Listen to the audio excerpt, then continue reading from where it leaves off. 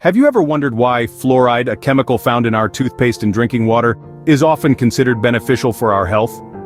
In our daily lives, fluoride is virtually unavoidable. It's championed far and wide as a dental health hero, credited with keeping our teeth strong and cavities at bay.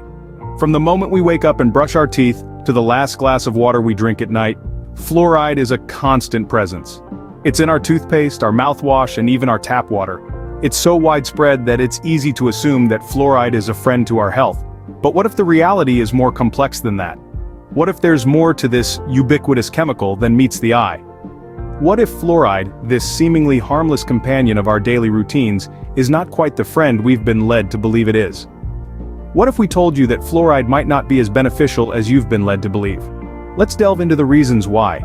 Firstly, numerous studies have suggested that fluoride can have detrimental effects on our brain health. It's not just a matter of hearsay or speculation. We're talking about substantial research that points toward potential neurotoxic effects of fluoride. Let's take a moment to delve into the specifics. A significant body of research, including over 50 human studies, have associated high fluoride exposure with reduced intelligence. More specifically, these studies suggest a consistent link between fluoride exposure in children and lower IQ scores. Now imagine the implications. We're talking about a generation of children potentially experiencing cognitive setbacks due to something as seemingly innocuous as fluoride. But the concerning revelations don't stop there. There's an increasing body of evidence linking fluoride exposure to a greater risk of neurodevelopmental disabilities. This includes conditions like autism, attention deficit hyperactivity disorder, ADHD, and other cognitive impairments. This is particularly alarming considering the widespread use of fluoride, especially in our drinking water.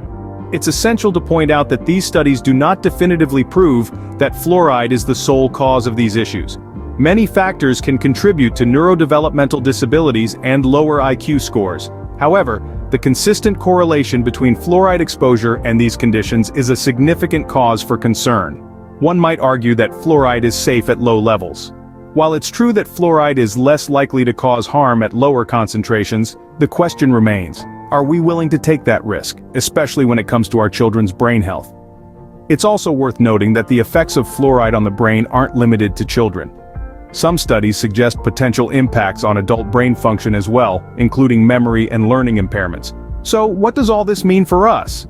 Well, it's clear that the implications of fluoride exposure extend beyond just our dental health.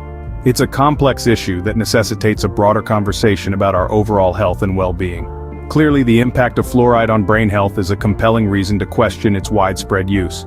Secondly, fluoride consumption has been linked to disruptions in thyroid function. Now, this might sound like medical jargon, but let's break it down. The thyroid is a small gland located in your neck that helps regulate your body's metabolism. It needs iodine to produce the hormones that keep everything running smoothly. Now here's where fluoride comes into the picture. Fluoride, when consumed in excess, can interfere with the thyroid gland's ability to absorb and utilize iodine. This is because fluoride and iodine belong to the same group of elements on the periodic table known as halogens. They can compete with each other for absorption and utilization in the body. When fluoride wins this competition, the thyroid gland struggles to produce its essential hormones. This can lead to hypothyroidism, a condition characterized by fatigue, weight gain, depression, and other health problems.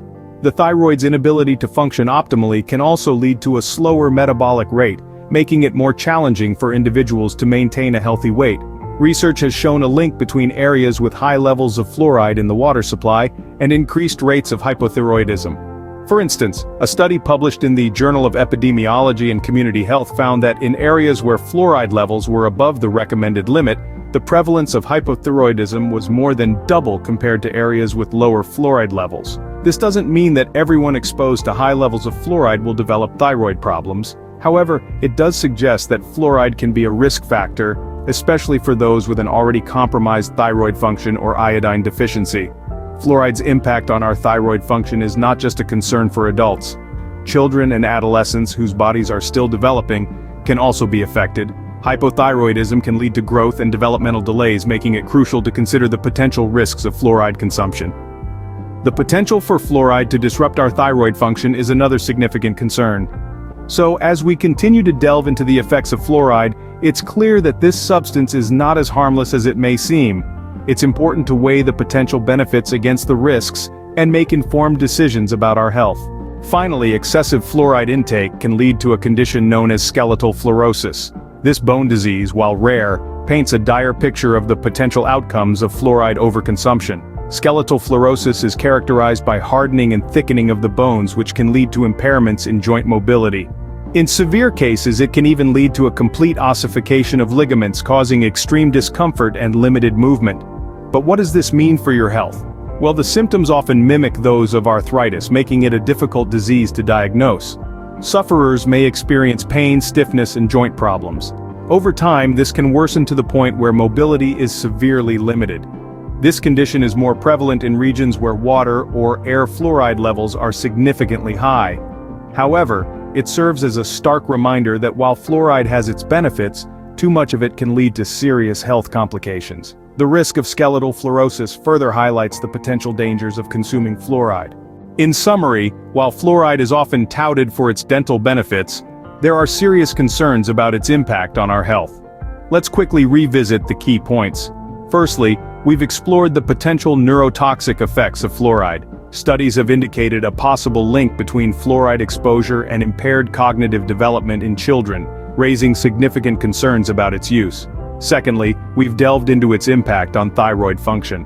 High levels of fluoride can interfere with thyroid hormones, which play a vital role in regulating our metabolism and overall health. Lastly, we've examined the risk of skeletal fluorosis, a debilitating condition caused by excessive fluoride accumulation in our bones.